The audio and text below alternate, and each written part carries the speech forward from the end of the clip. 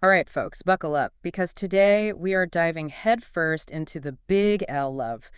And wow, just looking at the stack of research articles, notes, even a whole podcast episode queued up, somebody's been doing their homework. You're not wrong. It's admirable, really. Well, Shows a real commitment to understanding this whole love thing, which, let me tell you, is no easy feat. So no shortcuts, huh? Can't just slap a heart emoji on it and call it a day. Oh, if only it were that simple. No, love, real love, it's way more than a fleeting feeling or a social media post. It's intricate, it's nuanced, it's something you got to work at.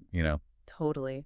So where do we even begin to unpack something so, well, massive? The foundation, my friend. Your research kept pointing to one key thing: connection. Connection. Okay, I feel like I get that, at least on a basic level, right? Like those late night talks that stretch into sunrise, the inside jokes no one else gets, shared passions, deep conversations. Those are great starting points, yeah. The initial spark, if you will. But real connection, the kind that sustains love over the long haul, that goes deeper. It requires vulnerability, being seen, truly seen, even the messy bits, and still feeling loved and accepted for it. That's intimacy. I'll admit the vulnerability thing, it's always a bit uncomfortable, isn't it? Like taking that leap of faith, letting someone see your raw, unfiltered self. There's always that fear of what if they don't like what they see? Absolutely. It takes courage to be vulnerable, to risk rejection. But think about it. The relationships where you feel safest, most loved, aren't those the ones built on that foundation of mutual vulnerability, where you can truly be yourselves, flaws and all? Yeah, when you put it that way, it makes sense. Okay, so vulnerability is key, but it's not like you meet someone and immediately lay bare your deepest secrets, right? Right. That's where communication comes in. I'm not just talking about talking at each other, Mhm. but really listening, really hearing and understanding each other's perspectives. There's that word again, listening. The podcast you shared called it the backbone of love, and I gotta say, that really resonated with me. But I think we can all agree active listening, it's easier said than done. Especially when emotions are running high, disagreements get heated. Any advice on how to be a better listener in the heat of the moment? Well, one technique that's helped me tremendously is mirroring. It's simple, but so effective. Basically, instead of immediately jumping in with your own thoughts while your partner is talking, try to reflect back what you're hearing. You could say something like, "It sounds like you're feeling really frustrated right now because it shows you're really present, actively trying to understand their experience." Ooh, I like that. Mirroring. Not about agreeing or disagreeing, but just acknowledging their feelings, making sure they feel heard. Okay, that's going straight into my relationship toolbox. I love that. Now, that segues perfectly into another vital aspect of love that your sources highlighted: respect. And I'm not just talking about basic manners here.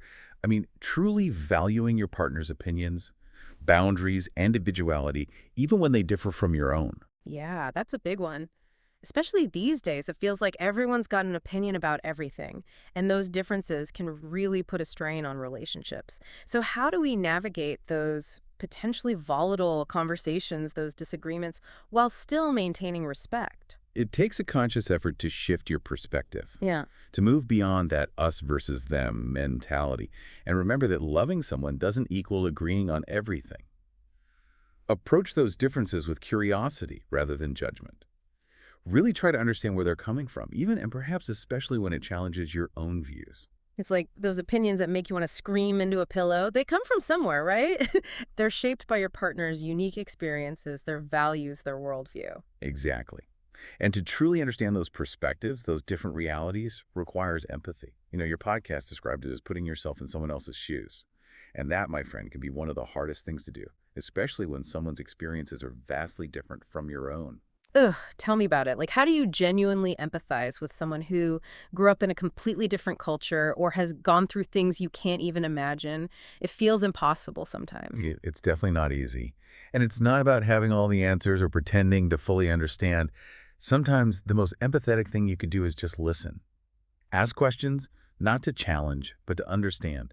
Be present with their pain, even if you haven't experienced it firsthand. Yeah, it's about recognizing that our own experiences aren't the be all and end all. There's always more to learn, more to understand, more perspectives to consider. 100%. And when we come to relationships, all relationships really, with that kind of open mind and heart, it lays the groundwork for that final piece of the puzzle: commitment. And your podcast was super clear on this point. Commitment, it's not just a one-time decision, it's a daily choice. It's showing up day after day for better or for worse, right? Especially for worse, right? Because relationships, let's be honest, They can be messy. Life throws curveballs, we evolve and change, and navigating those inevitable shifts while staying committed, well, that takes work. It takes intention. It's so easy to get swept up in the daily grind, the to-do lists, the never-ending demands, and forget to nurture the relationship itself. It's true. And that's why it's so important to make those conscious choices, those small but significant gestures that prioritize connection, Mm. whether it's a daily check-in, a dedicated date night, or just, putting down your phone and giving your partner your full attention when they're talking.